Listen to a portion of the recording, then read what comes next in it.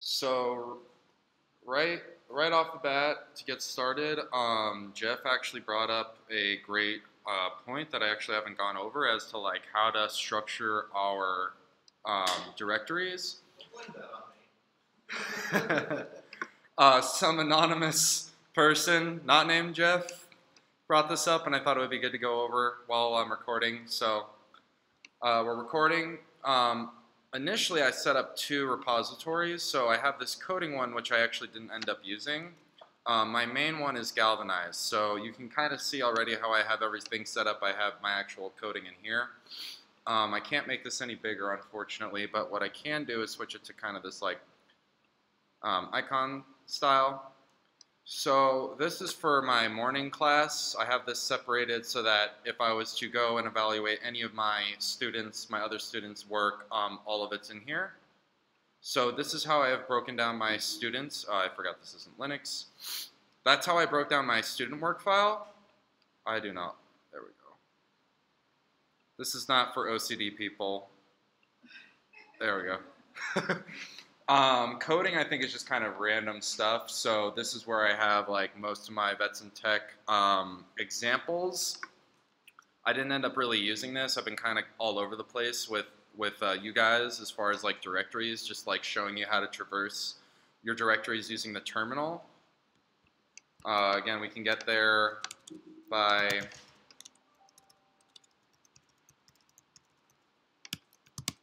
so I'm at the base. If I go change my directory to USR, which is user, type in list selections, and I go to local. I might not be in the right place, but I should have probably printed my working directory. Yeah, I'm in the wrong spot. So typically when you load up your terminal, it'll look like this, right? And it's not going to start you at the root, so if I type in pwd, I'm not at the root. We could tell because we have users Gregory. So if I type in cd ... I'm in users now. cd ... now I'm in my root. So typically when you start up your terminal, you're not actually in your root directory, so that's why it's a little less confusing if you were to come into here because it already puts you where you need to be. But as far as our file directory is concerned, when we're talking about the user's Gregory, in there, if I go to cd users, and I go to Gregory, right here I have documents, right? So if I open Finder, I have documents right here. This corresponds one-to-one. This is the same exact thing. So now that I'm in documents, and I do list selections, we see all of these files that I was just showing you guys inside of my Finder. So that's why my files are kind of all over the place, is because I was trying to show you guys like different ways to traverse your files inside of the terminal. But really, I think the best way to sort your files would be to do it based upon the technology. So you can see here I have Java. And this isn't like, for example, like this is literally how I have this set up. So like when I'm working in Java, I'm in my Java directory, right? And when I'm working in Unity, I'm in my Unity directory. Everything else is JavaScript because that's what I was born and raised on, you could say. But other stuff like Unity and Java, that's where I would separate that out and have that be into two different directories. So one example I have for you guys is if you want to separate out your code and have it be a little more structured, you could create one folder and have this folder be named HTML and have all of your HTML projects in here. And then you can have another one called JavaScript and have all of your JS files in here. If you were to wire JavaScript to HTML, it would be possible in Node. So this doesn't break anything. This just changes the way you mentally look at your file structure. So really, the point of this is to do what feels right for you.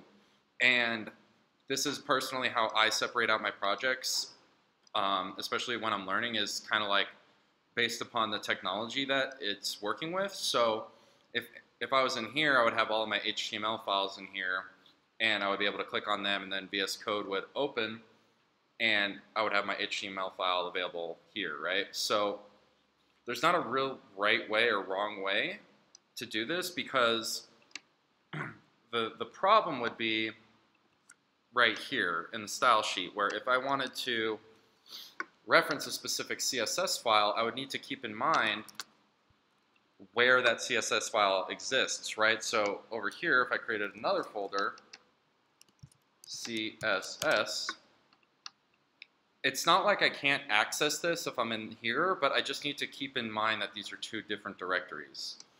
So I will close these.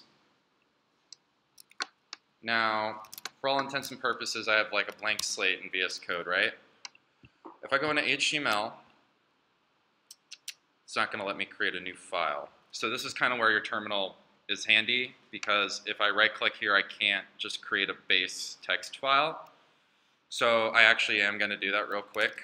And just as a reference, I don't want this to be full screen.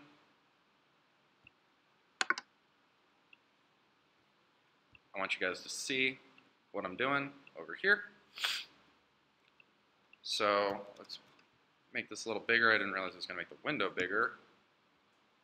Let's pull that down, bump it up. Okay. So I am in Documents. So if I type in ls, I see the same thing I see on the right over here. So I've created this directory called Galvanize, and I know that because I created it. Go figure. So when I type in change directory in capital G, if I hit tab, it shows me all my possible selections that start with G. So I'll finish it off. I'll type in Galvanize. Oh, if I can actually spell it correctly. Now, if I type in list selections, it's as if I'm in my Explorer and I'm over here on the right inside, and we can see even the HTML, CSS, and JavaScript files that I created. So if I wanted to go into HTML, I do change directory, H. I'll hit tab because that's the only one that possibly starts with capital H. Now this is a bash command. It's called touch. If you ever wanted to look up bash commands, that's what you would type in, bash commands. An A to Z index of the Linux command line.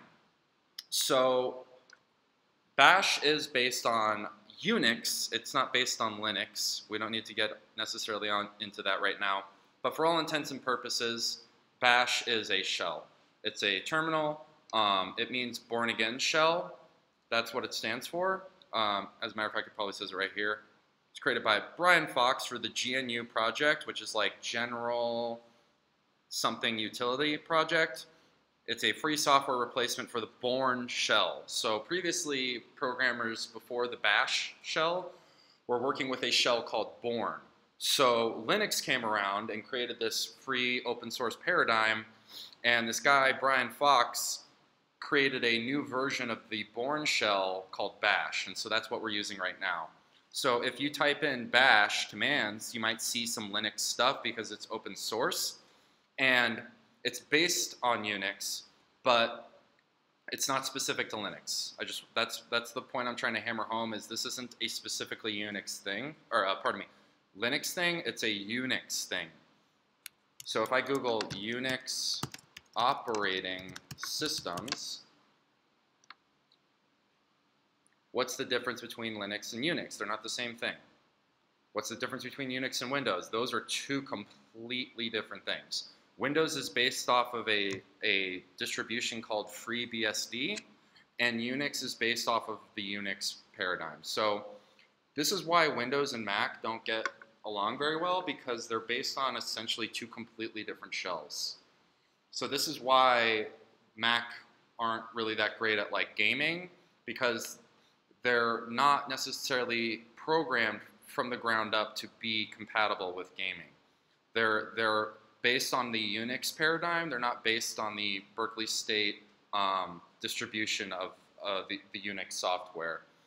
If you want to read up on this, you can. That's what I did. That's how I know all this stuff. But you can get lost real quick, obviously. So for all intents and purposes, we're using the bash terminal on a Unix system. So if we click on this, understanding the Linux/Unix command, bash. So these are the actual commands bash. Because bash is not only a shell, but we can also run it as a command. So if I type in bash, it should now I'm in like bash's bash essentially. So this is what this is talking about, the command bash. That's not necessarily what we want. I think what we were looking for is more something like this, an A to Z index. So if I scroll down, and now if I do Control F, so up here I have my Finder. If I type in create, so I don't want to create an alias, create a link to a file, I don't want to do that, create a symbolic link, create a function variable, create a new folder. I've used this one before. Make directory, mkdir, make a directory,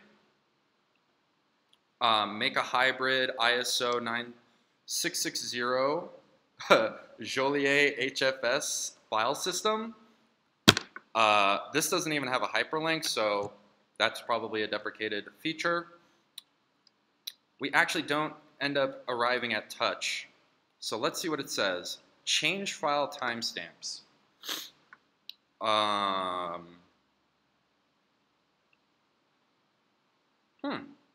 I actually didn't know that. I would have thought that this would have corresponded to creating a file.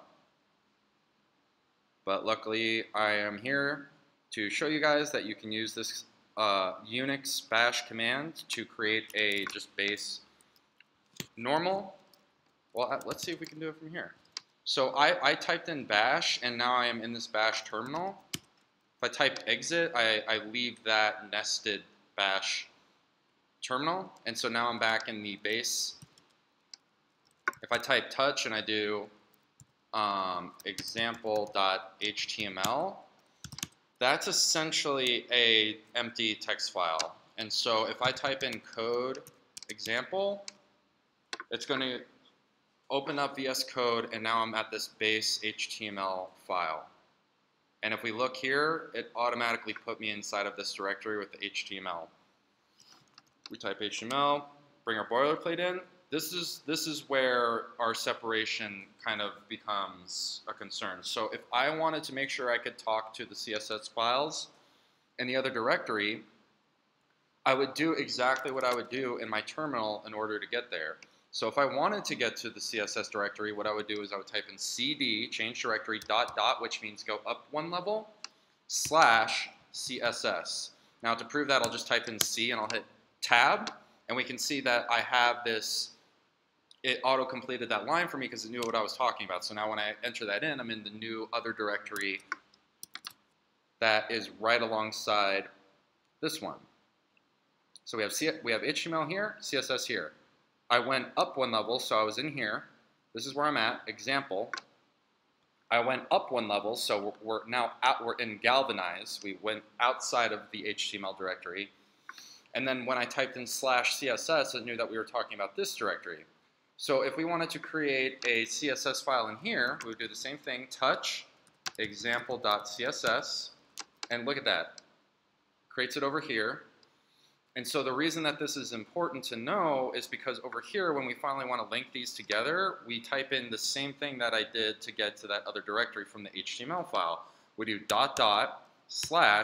And luckily we are using an IDE, which knows what we're talking about, so I hit CSS, example CSS.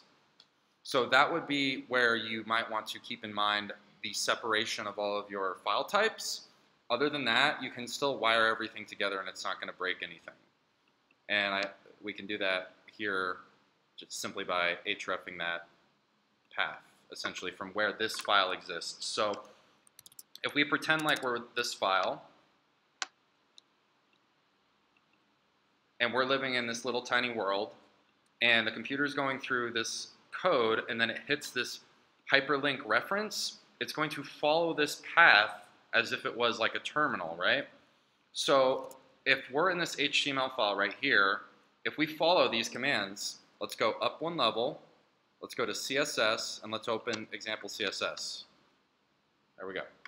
So that's how I separate my programs, and that's this is what you need to keep in mind if you are going to separate your programs into the different type of technologies. Is you would need to reference them into the different directories that you have specified, which isn't that hard because it's just this line right here. So